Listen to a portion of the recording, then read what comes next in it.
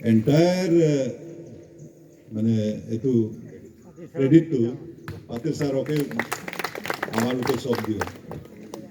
আৰু ছেকেণ্ডলি মোৰ এতিয়ালৈকে মনত আছে, ছাৰে এতিয়া মনত আছেনে নাই, 68ত that time মই ক্লাছ 2ত আছিলোঁ।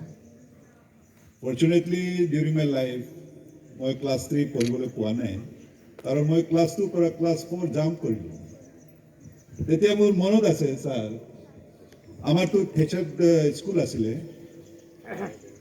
তেতিয়া ছাৰে যেতিয়া মেথছ পঢ়ায় তো পানিছমেণ্টটো একদম ধাৰ দিয়ে, এইটোতো। কিন্তু ফৰ্চুনেটলি মোক সদায় মোকে সি বাহিৰত পঠাই থাকে, যা লাঠি আন। মোক কেতিয়াও নামাৰে, কাৰণ মই মেথছত অলপ ভাল আছিলোঁ দেই।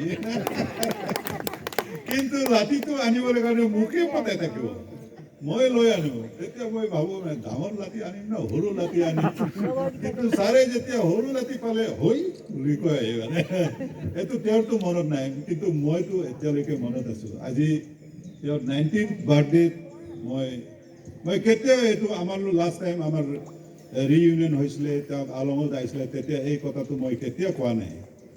কিন্তু মোৰ একটা মনত একটা ভাৱ আছিলে, মানে একটা সময় পাম তেওঁৰ ঘৰত আৰু তেওঁৰ লগত আৰু তেওঁৰ যিমান ৱেল উইচাৰ্ছ আছে তাৰ লগতে মই একদিন না একদিন মোৰ চান্স পাম বুলি আজি পাইছোঁ। মই একদম দৈনিকলক মই ধন্যবাদ কৰিছোঁ, আৰু আপুনি জীয়াই থাকক ছাৰ। মই actually I M A retired director in health services.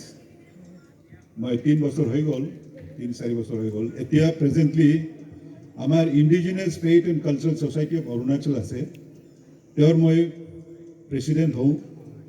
আৰু আপোনালোকৰ যিমান কল্যাণ আশ্ৰম আছে, এই বিষ্ণুপুলি এইবিলাকৰ মোৰ লগত জনা আছে। ইভেন নৃত্য দল ৰঞ্জন দলে এই অসমৰ কল্যাণ আশ্ৰমৰ জেনেৰেল ছেক্ৰেটাৰী হয়। We are in touch. আৰু যিমান কল্যাণ আশ্ৰম আছে এইবিলাকৰ এইটো আমি কণ্টেক্ট আছে, আমি we always use to talk with each other also'.